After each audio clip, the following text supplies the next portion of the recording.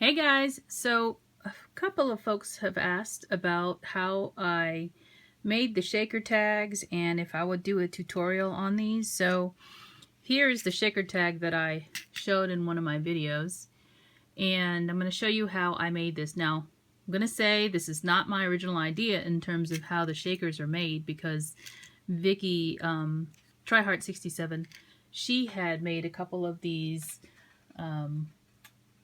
shaker flowers. This is one of mine, and I just adapted it with a different dye that I have, and it's actually one of the inner dyes that I've been using for these flowers. So it's the same technique, it's just instead of putting it on a straw, I've got a different shape, and there's no paper on it to cover up the edges of anything. So I'm going to show you how I put it together. Once you see how simple it is, maybe you'll try these yourself. So what you're going to need is some really thick packaging plastic. And I believe I showed you some that I got from Joann's that I use for, I originally purchased it for mini albums, but actually was going to use it for something else. So here is some very thick plastic. This is a Papertrey ink stamp box. So you recycle your packaging if you have some. I hear the Tim Holtz packaging works really well too. But you need thick plastic that will not cut from your die cutting machine. So when you run the die through, you will see that it will not cut through the entire plastic when you're running it through. So you'll need some of the plastic, you'll need some dies. I have this little tag die here, and you will need another die that sits inside of the outer one. So I have two dies here. This outer one came with a set from Mama Elephant, and this inner one, I think it came from a company that's now closed, so I'm not going to even mention it. It's just, you know, one of those Nestabilities types of dies that fits, you know, there's concentric circles or whatever shape you have. You could do a heart if you wanted to. That fits inside of it, so that when you run it through with the pressure, it gives you a domed piece. So I'm going to show you how I did that. You'll of course need some shaker stuff.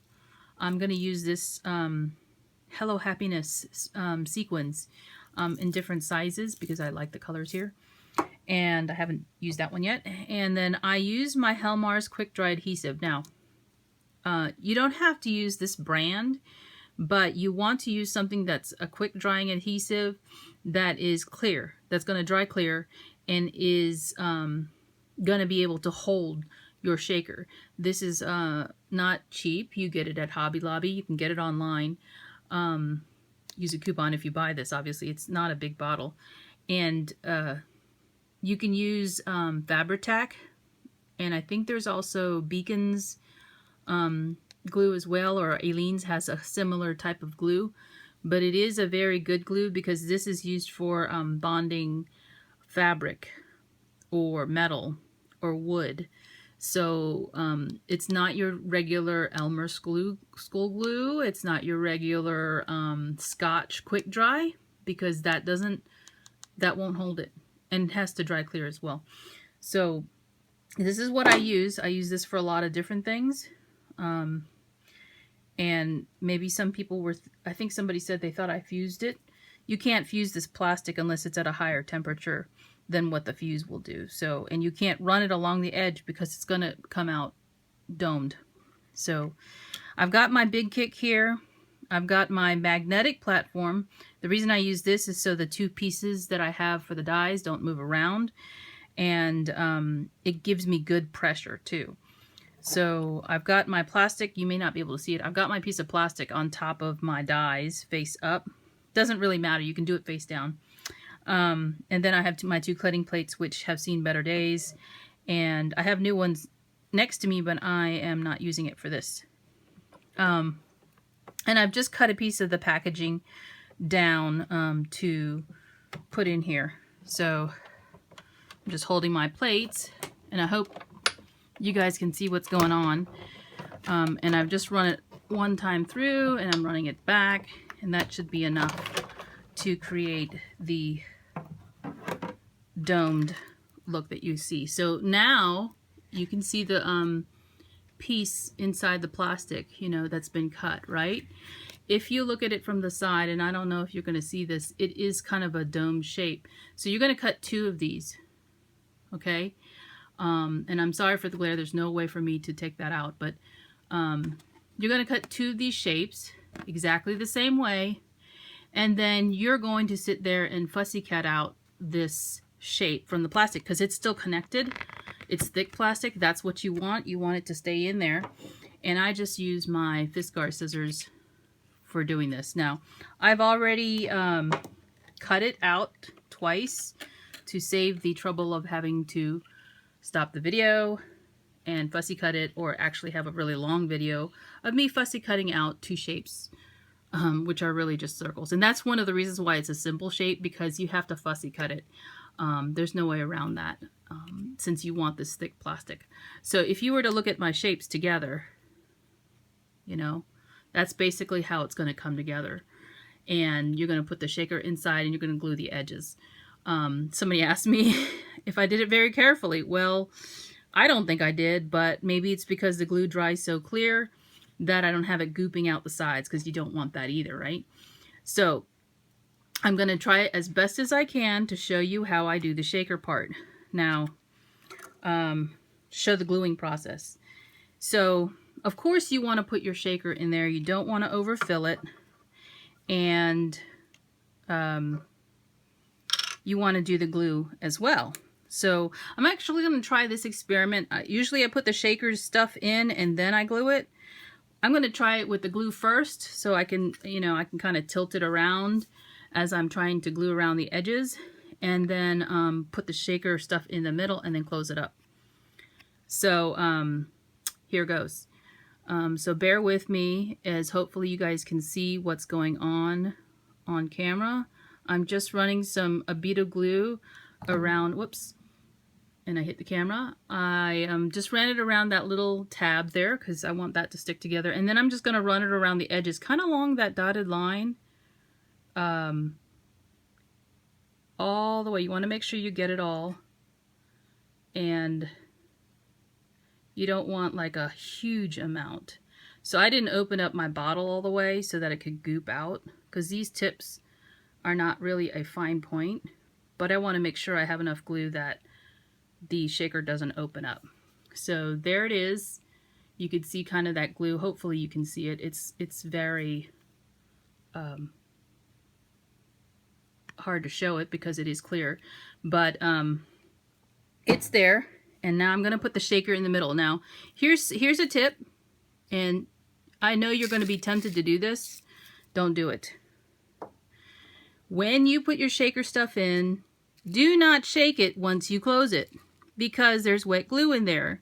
What happens to that? The shaker stuff sticks to the glue, and then you have shaker stuff all up the sides of your shaker. So what you're seeing me do is I kind of put a little too much in there. I'm trying to get it away from the sides so that the glue doesn't adhere to that piece. And actually what I'm doing is taking them out so they're not in the shaker any longer. So because my glue dries really fast, I try to work very quickly. And now you see it's very important that you try not to tilt it, because your shaker stuff will move around inside there. So now all I'm doing is trying to apply some pressure to that tab where I have glue. And hopefully you can see me because I'm not on camera there. And then just putting some light pressure to kind of shut it. And the glue can do the work now. Because this adhesive is quick dry, I'm going to let it sit here. I'm just running, kind of pinching it along the edges and trying to keep it very stable so the shaker stuff doesn't move around towards the outer edges. I want it to stay in the middle for now, because that wet glue will cause the shaker stuff to stick to it. And we don't want that. We want the shaker to be able to you know, shake around and not have stuff glued to the sides. So do not shake the shaker. until it's totally dry, however long your glue takes to dry. And that varies depending on your climate and what glue you actually use.